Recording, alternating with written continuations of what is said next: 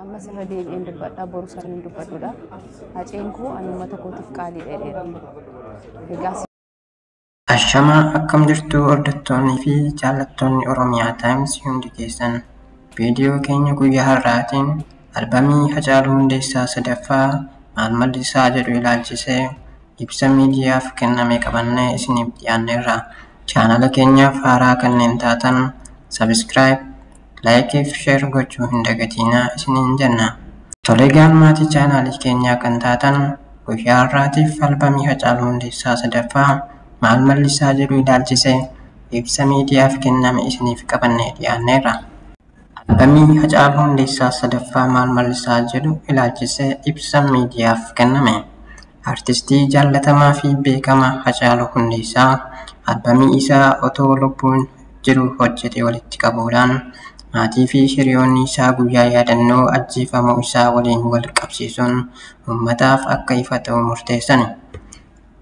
Artistii Hacaaluun dargaggeessa lafaa dhufaa aartii Oromoo keessatti dhiibbaa olaanaa uumuu danda'ee fi seenaa qabsoo Oromoo keessattis gumaacha olaanaa qabudha. Artistii qaalii kana egaa of biraa dhabnee waggaan tokko lakkaawwameera. Hacaaluun walleelee isaa miidhagoo walaloowwan ergaa gurguddaa qaban yeedalloo akka daa'imaa mi'aawuu fi sagalee isaa kiiloleen uummata isaa biraan gahaa tureera. Hacaaluun yeroo lubbuun jiru albamii guutuu 2 fi sirboota qeenxee hedduu hojjeteera. Albamiin isaa tokkoffaa Sanyii Mootii jedhu walleelee 12 kan of keessaa qabu yoo ta'u, walleeleen kunneen aadaa, duudhaa, afaanii fi seenaa Oromoo irratti xiyyeeffatu turan. Albamii isaa lammaffaa Waa'ee Keenya jedhuunis walleelee 12 gurratti mi'aanii fi aadaa Oromoo daran calaqqisiisan akkasumas jiruu fi jireenya uummata keenyaa guttaa muuziqaa godinaalee hedduu hammatee nuuf gumaacheera. Albamoota akkana malees walleelee qeenxee haala uummanni Oromoo keessa ture agarsiisan kan akka Maasangamaa Lafan Baatuu, Maalan Jiraa fi Jirraa gurra uummataan ga'eera. Hacaaluu seenaa keessatti kan isa hin irraanfachiisne ammoo bara rakkoo uummanni keenya mootummaa wayyaanee wajjin morma wal qabaa ture uummata keenya naannoo Sumaalee irraa buqqaan sababeeffachuun konsertii irratti onnee guutuudhaan gootummaan gidiraa uummata isaa geerarsa ajaa'ibaan samii fi dachii raase.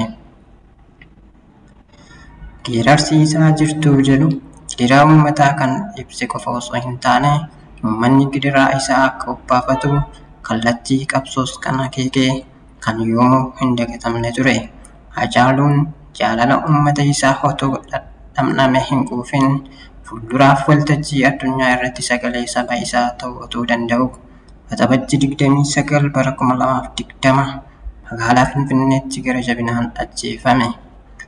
Egaa Hacaaluun yeroo lubbuun isaa turte gammachuu uummata isaatiif jecha albamii haaraa hojjechaa tureera. Hojiilee isaa kana maatii fi hiriyoonni isaa bakka inni jiru hundumaa walitti qabuudhaan waggaa tokkoof erga irratti hojjetanii booda kunoo guyyaa yaadannoo lubbuun isaa dabarteef akka qaqqabu taasisaniiru. Albamiin haaraa Hacaaluun hojjete sadaffaan mata duree Maal Mallisaa jedhu walleelee 14 kan qabu yoo ta'u, dhimmoota Oromummaa, jaalalaa, gootummaa, hawaasummaa, jaalala maatii, haadha warraa fi daa'imaa fi kan kana fakkaatan of keessatti kan hammateedha. Albamiin kun CD'dhaan gabaatti dhiyaachuuf qophaa'eera. Biyya keessatti CD'dhaan gara walakkaa miliyoona yookaan 500,000 dhiyaatu qophaa'eera. Biyyoota alaatti ammoo online gama Amazon, iTunes, Spotify fi kanneen kana fakkaatan irratti gurguruuf qophaa'eera. Kana malees hojiilee Hacaaluu uummata biraan ga'uu fi kallattii odeeffannoo madda tokko irra taasisuuf akkasumas galii achirraa argamu irraa maatiin akka fayyadamuuf yaadamee toorri miidiyaalee hawaasaa garaagaraa banamee hojiitti seenameera. Isaan keessaa yeroo ammaa fuula Feesbuukii fi Yuutuubiin maqaa isaan banamee fi maatiin hoogganamu hojiirra ooleera. Warreen hafanis dhiyootti uummata beeksifna.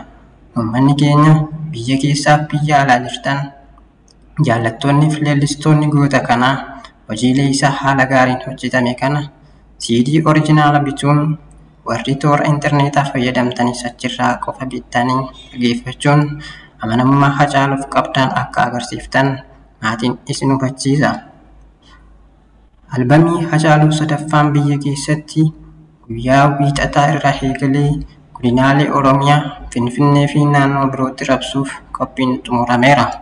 CD Hacaaluu haaraa sadaffaa kana karaa seeraan alaa namoonni irraa fayyadamuuf socho'an yoo argitan eeruu kennuu fi qaamolee seeratti himuu hin dagatinaa jenna.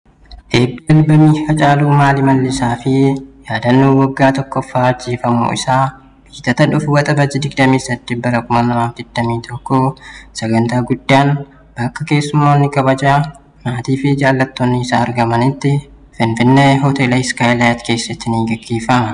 Koree eebba albamii Hacaaluu fi maatii irraa eegaan kabajamtoota hordoftoota akkasumas jaallattoota maatii chaanaalii keenya Oromiyaa Times subscribe, like fi share gochuudhaan hiriyoota keessan akkasumas namoota beektaniif qooduu hin irraanfatinaa isiniin jenna.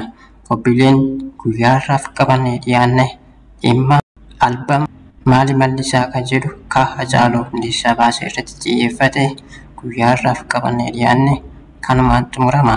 Sagantaa keenya biroodhaan haga walitti deebinutti nagaaf jaalalaan nuuf turaa isiniin jenna.